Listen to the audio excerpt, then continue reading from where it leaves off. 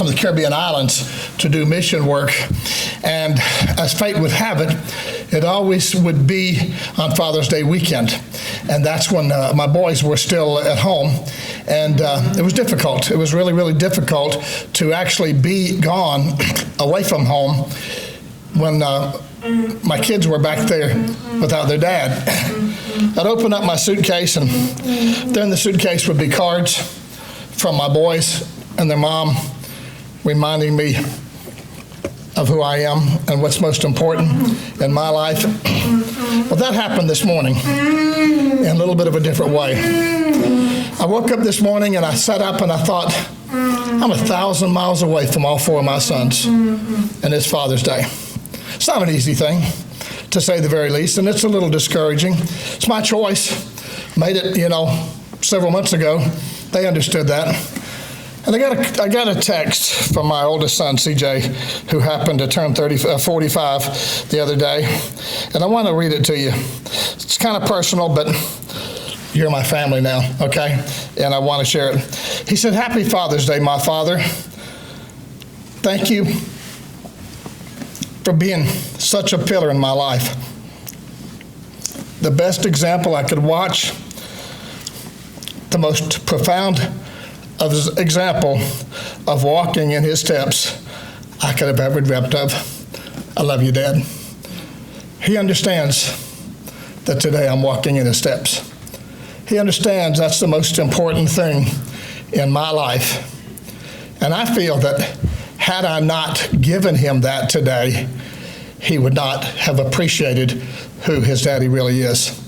And it's really touching that he understands that, and all of my boys do. And I hope all of us, and I've been here a month now, and I've gotten to witness several fathers myself. You guys are phenomenal. I started to call you all out by name, okay, because I've gotten to know you that well. But I don't want to take a chance on missing any of you, but I can tell you this much. Every single man that I'm looking at in the face today are godly men, and more appreciably today, godly fathers. And I pray that as we share this lesson this morning about fatherhood, about being, father on this particular day, that you guys will think about all of this. I want to tell you a personal story that I thought really kind of interesting. 25 years ago, my youngest son, Jacob, was born in Little Rock, Arkansas, and his mother, Diane, had 4 C-sections. The first one was in 1975, and she was in the hospital 7 days. The last one, Jacob, was in 1995, 20 years later, and she was only in the hospital 2 days. My dad and my stepmom had come from Jacksonville to Arkansas to be with us for the birth. And we bring Diane home from the hospital after just 2 days and having a cesarean section. And my stepmom had stepped out, and my dad, my oldest son, CJ, who was 19 by then, and I told Diane, "You just go to bed, we'll take care of everything." So lo and behold, we decided we were going to change that little boy's diaper, all right? And it reminded me of that movie, 3 Men and a Baby, okay? Because it wasn't the one that you expected. It's the one that after he's been born a couple of days and everything decides to explode inside that diaper, all right? And we were panic-stricken. I hadn't changed a diaper in 10 years. My dad hadn't changed one in 45 years, and my son had never changed one, all right? So it was quite an event. And it reminded me, even after my 4th child, that kids don't come with instructions, do they? We have to make them up as we go along, don't we? And you know what, brother and sister? We've got an instruction book. It's called the Bible. And that Bible tells us, every single one of us, as fathers, how we are to raise our children. Proverbs 22:16. Train up a child in the way he should go. When he's old, he won't depart from it. We're familiar with that. We're all very, very cognizant of that suggestion from that many years before. Ephesians chapter 6, I put it there in the bulletin. And the thing about it is when you look at these verses, and I really, really encourage you to do so, but when you look at these verses, make sure that you look at the context. Because Ephesians 6:1 says, children, obey your parents in the Lord, for this is right. He goes on to say, it's the first commandment with promise. You know what he meant by that? Most of the time when there was a commandment, it was just thou shalt or thou shalt not, okay? But this one says, honor thy father and thy mother, and here's the promise, that thy days may be long upon the land which the Lord thy God giveth thee. There is a significance to honoring your father and your mother. That's that you live a long time and that you live a wholesome life. God gave us parents for a reason. God gave us children for a reason. And of course, we need to honor and understand that. I want you to think about this, and if you can, take a moment to go over to Matthew chapter 7, all right? It's part of that Sermon on the Mount, all right? And if you remember, Jesus had said, beginning with verse 7, ask and it shall be given unto you, seek and you shall find, knock and it shall be opened unto you, for he that asketh receiveth, he that seeketh findeth, and to him that knocketh it shall be opened, okay? Then he asked this question in verse 9. Or which father is there of you, if his son asks for a bread, would you give him a stone? Or if he asks for a fish, would you give him a serpent? Then he says, and I'm quoting from King James American Standard, if ye then, being evil, know how to give good gifts to your children, how much more shall your heavenly Father give good things to them that ask him? Here's the point. We understand from the very onset that as fathers, we are to provide. I know that several of the fathers in this congregation have had to work long hours and many times 2 jobs to provide for their family. You see, when we're young, when we're very, very young, when we first become husbands and ultimately fathers, we have this mindset already. My job is to take care of this child. What children don't always understand is those Nikes that they're enjoying, that Xbox One that they have, that Apple phone that they have in their hand, meant that their dad might have had to work some extra hours of overtime or take on that second job. And it's never been an issue to that father because that's what he does. Conway Twitty had a song about that. He says, that's my job. That's what I do. Jesus knew. He knew when he made that statement, which man is there of you, if his son asks for bread, would you give him a stone? You're going to take care of your child. But what the child doesn't realize is that sometimes that comes with a lot of extra effort, a lot of extra commitment so that that child can possibly enjoy the different things that the Bible says that we, each and every one of us. I remember when I was, after I'd already graduated from Sunset School of Preaching, I'd already been preaching for a few years. I decided I wanted to go ahead and advance my education. And I did that through a school in Alabama, and they've changed the names 3 different times that I know of. At one time, it was called Alabama Christian School of Religion, and then it was called Southern Christian University. I think it's called Regents now. That's where I got my undergraduate degree. But I remember that one of the courses that I took was on the book of Job. I don't know if many of you all know this, but there was actually a book written, and it was from a secular writer called J.B. It's a very interesting book about Job. But in the beginning of the book, and we're all very familiar with the book, and some of us probably got pretty deep into an understanding about it, when God is having this conversation with Satan, he says, have you considered my servant Job? There's none like him on all the earth. All right? You know what happens after he explains how great a man he was? He begins to tell about what Job did for his children. 10 children, all right? The children would get together. my three older sons, my youngest son lives with us. My three older sons all live at different parts of Georgia, and as much as 5 hours apart. And with the second one. But they have their own little Facebook communication where they talk to each other or they're texting each other nearly daily. And I love that. I love that my children want to be close to one another. I think that's very, very important. And it's true. And that's the way that it should be. Well, Job's kids were no different.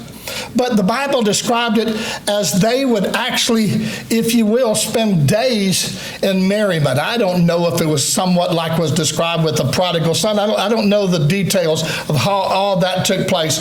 But I do know this, that Job would come back afterwards and do the cleanup. And I don't mean the physical, literal cleanup. I'm talking about the spiritual cleanup. He would make sacrifices. He would make communication with his God. And he would say, if perchance my children have done anything evil during this time, please forgive them.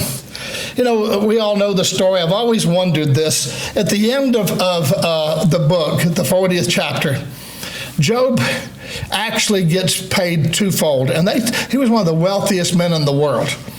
And so everything was doubled. But it didn't say, and I'm assuming this didn't happen, but did he end up with 20 children? And since he got double of everything else, I don't know. I mean, I'm assuming he still just got his 10 children. But the fact of the matter was, here's this man. Fast forward to the New Testament for a moment. This time, 1 Corinthians chapter 10. And it's the very first mention of a Gentile convert. There's a whole lesson here, and we're not of time to get into that. But you know what the Bible describes this man Cornelius? It was very similar to what was said of Job. He gave much alms to the people. He prayed often. He led his family spiritually. And obviously the insinuation was that these children were guided by a godly man and emulated their father, because of how great he was. I think it most significant that both Job and Cornelius, that God takes the time to elaborate about what a significant individual they were in detail, that in both cases it would mention their children. And it's fair to assume that there's a correlation there, just like there is in elders and deacons. 1 Timothy chapter 3. What does the Bible say? That he rules his children well. Now, that doesn't mean that, he has an iron fist or that, he beats them daily, anything like that. I think what it does mean is that there is that perfect temperament of discipline and love. I was telling someone the other day down in Florida, I was talking to him on the phone about their child. And I said, have you ever thought about that word discipline, where it came from? The root word is disciple. You're making that child a follower. And that's back to Ephesians chapter 6 and verse 4, because we never got there. I mentioned Ephesians 6 verse 1. Fathers, and I'm quoting again from King James American Standard, provoke not your children to wrath, but nurture them. Nurture. And that doesn't mean just the physical, making sure that they're fed regularly, that sort of thing. But he's talking about spiritual nutriments. This same person that was asking me about their child, they said she's 7 years old, and that she resists having the Bible read to her every night. And I said, maybe that's because you're reading, especially one of the older versions, and it's a little bit complex and boring to them. Take the time to go to a Christian bookstore and get a children's Bible storybook and read to them on a level that would help them to understand the story. That's what we do. I know every one of you have heard of Charles and John Wesley, the two brothers that had a lot to do with founding the Methodist Church. Did you know that their mother, Susanna, had 19 children? Did you further know that of those 19 children, every single one of them got 1 hour of biblical instruction every day of their life? Now, that's not to say that she took 19 hours teaching them. She probably taught them in groups that would be close enough to their age range to understand. I think it's fair to say that probably that effort paid off in the long run and caused her to have some of the most recognized boys in all of history.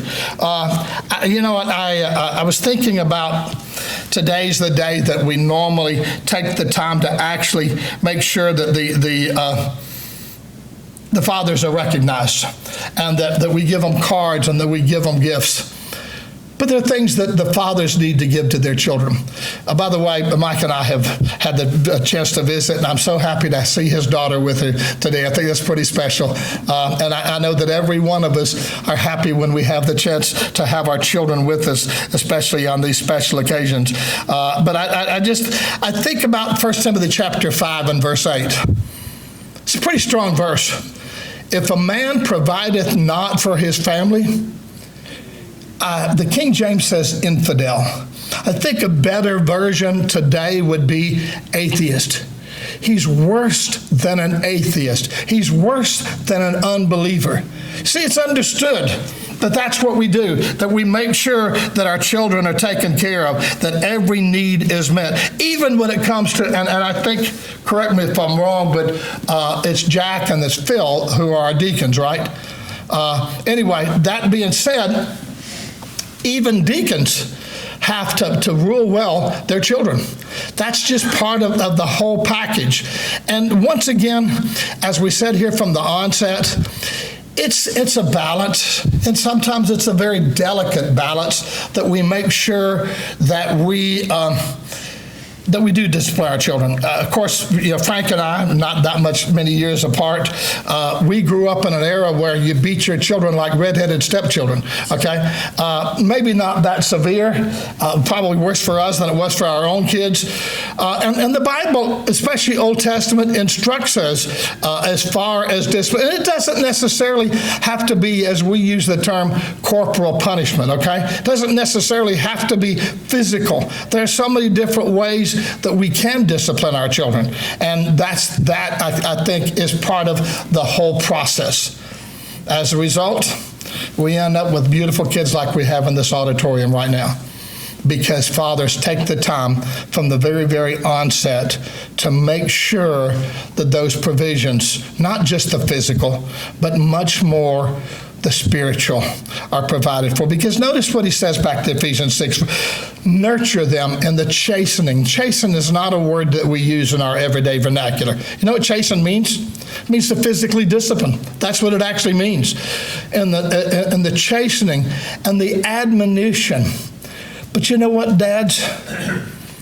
It's hard to follow if the example is not set.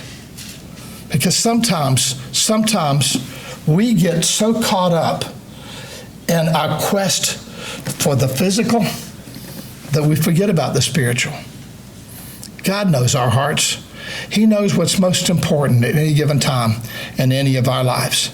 I realize that this lesson this morning has nothing to do specifically with our Christianity as far as our individual, especially all of the ladies in the congregation today. But my mother used to use a phrase. She says, every once in a while, we need to take our own inventory. There's a word for that. That's called introspection, okay? We need to look inside our own heart and to make certain that it's focused in the right direction. No better day than today when we're thinking about being fathers and mothers and children than right now. If there's someone who has a need to give their heart or their life back to Jesus, we certainly invite you to come while together we stand and while we sing.